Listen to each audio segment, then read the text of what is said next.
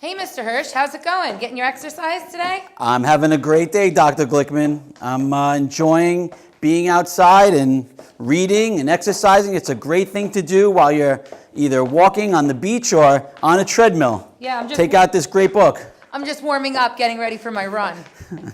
You're just walking. I am just walking. Yeah. I am an afternoon 5K. Right. I can't put this book down, A Monster Calls, and I am so happy that our middle school students are reading this book. I'm up to chapter 7, the first tale, and I can't help but being reminded that we all experience adversity, even our students. It's one of the things I actually am in a similar chapter, and right around chapter 7, chapter 8, and I also see all these things, how, a lot of kids can relate to this stuff. There's a lot of different things going on in their lives, and they can relate to this book in a lot of different ways. Unfortunately, they could relate to it because what Connor's going through is so difficult. But what I'm always reminded of, that it takes such great just strength and courage. And with strength and courage, you can overcome adversity. Did you see this line, Lyle? It says, the king was left only the child for company, along with more sadness than one man should bear alone. And that just made me think of students. Sometimes it's just, any bit of sadness and adversity is too much. So what can we do at school to give kids the strength and the courage? We can be there for all these kids and show support and as a community. But I also think Connor suffers a lot in this chapter, and his mom is in a lot of pain, and the rest of the family has to stay alive, despite what she's going through. And it shows, how people deal with suffering and isolation. My favorite character of the book was the monster. I just think that, a monster lives in each one of us, and how we control it.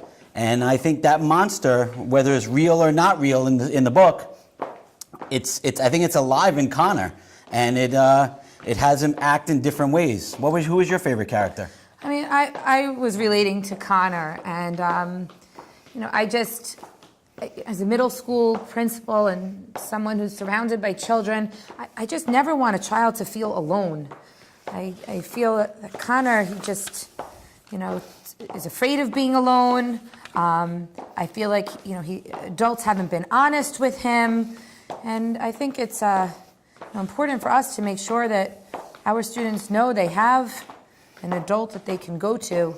And parents, too. We want them to be able to reach out to us to support them during difficult times. It seems that the family might not have really known how to address the situation, telling him the truth versus not telling him the truth. Absolutely.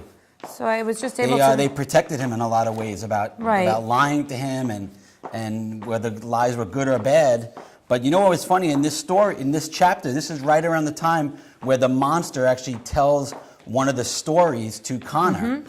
And that was a very significant story about the prince and the queen and all that stuff, and how the prince fell in love with a farm girl. And then eventually, I think someone, if I recall... She died. She was murdered. Right. The tree was telling this story so Connor could relate to another person who was experiencing loss and tragedy and adversity. Similar to the way we choose literature to teach children lessons, the tree chose this story to maybe help him to learn from the characters in the book and their decisions. Absolutely. I wonder where this is going to go from here. I mean, Connor is so isolated.